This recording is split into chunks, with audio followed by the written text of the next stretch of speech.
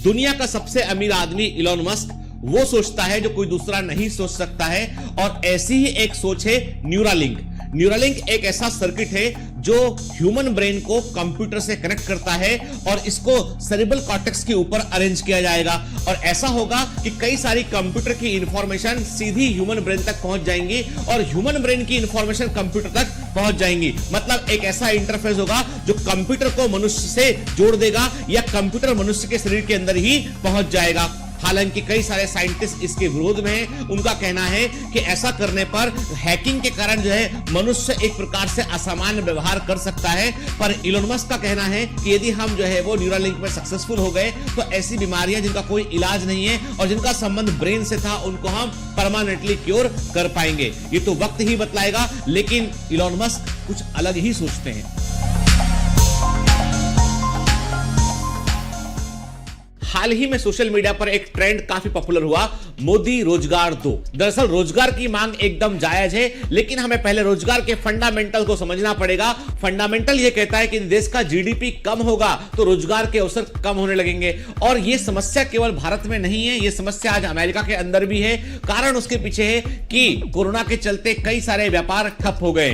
सरकार को चाहिए कि वो जीडीपी को बढ़ाने के लिए अपने एक्सपेंडिचर पार्ट को बढ़ाए और ऐसे अवसर क्रिएट करे जिससे कि नए रोजगार उत्पन्न हो सके। यहां पर संबंध इस बात से है कि कैसे हम अपने देश की जीडीपी को बढ़ा सकते हैं। जैसे ही जीडीपी हमारा 8% या इसके ऊपर जाएगा, रोजगार अपने आप से क्रिएट होने लगेंगे।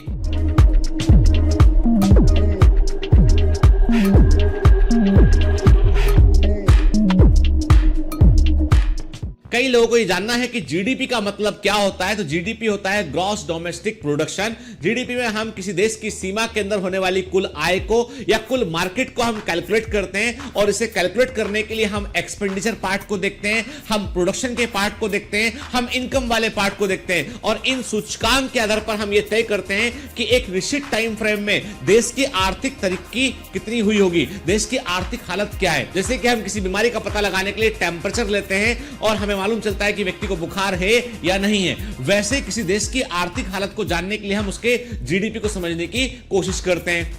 जीडीपी में हम फॉरेन में होने वाली इनकम को शामिल नहीं करते हैं। जब हम फॉरेन में होने वाली इनकम को जीडीपी में जोड़ देते हैं तो उसे हम जीएनपी कहते हैं।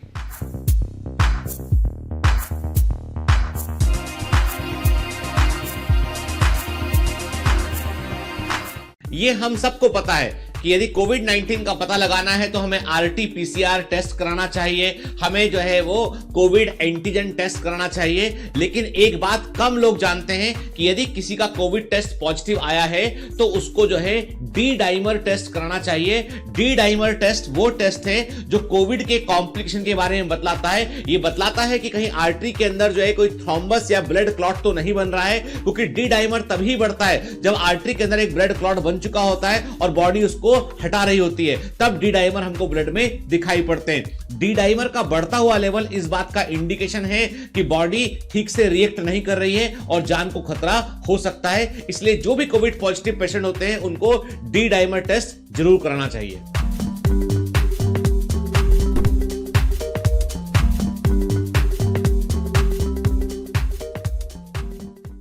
क्या कोविड-19 का वैक्सीन कोविशील्ड जो एस्ट्राजेनेका द्वारा बनाया गया ऑक्सफोर्ड यूनिवर्सिटी की रिसर्च वाला वैक्सीन था, वो वैक्सीन असफल हो गया है? कई लोगों के दिमाग में एक क्वेश्चन उठ रहा है, तो मैं एक बात क्लियर कर दूं कि कोविशील्ड एक इफेक्टिव वैक्सीन है, लेकिन कुछ प्रिकॉशन हमें रखने पड़ेंगे। जैसे कि जिन लोगों को ब्लड क्लॉटिंग का समस्या है या जिन लोगों को जो है कोई कोमॉर्बिड कंडीशन है जहां पर जिनको क्लॉट का हिस्ट्री रहा है, जिनको एलर्जिक कंडीशन बना रहता है, उन लोगों को वैक्सीन लगाने के पहले डॉक्टर से सलाह लेना चाहिए। दूसरी बात यह है कि कोविशील्ड वैक्सीन जो है नए आने वाले स्ट्रेन के लिए उतना इफेक्टिव नहीं है, लेकिन भारत में बना हुआ वैक्सीन कोवैक्सीन जो है इसकी तुलना में बेहतर रिजल्ट दे रहा है। सबसे बड़ी बात यह है कि कोरोना वायरस के नए नए म्यूटेंट हमको देखने मिल रहे हैं और इसीलिए वैक्सीन को भी लगातार इंप्रूव करते रहने की जरूरत पड़ती रहेगी।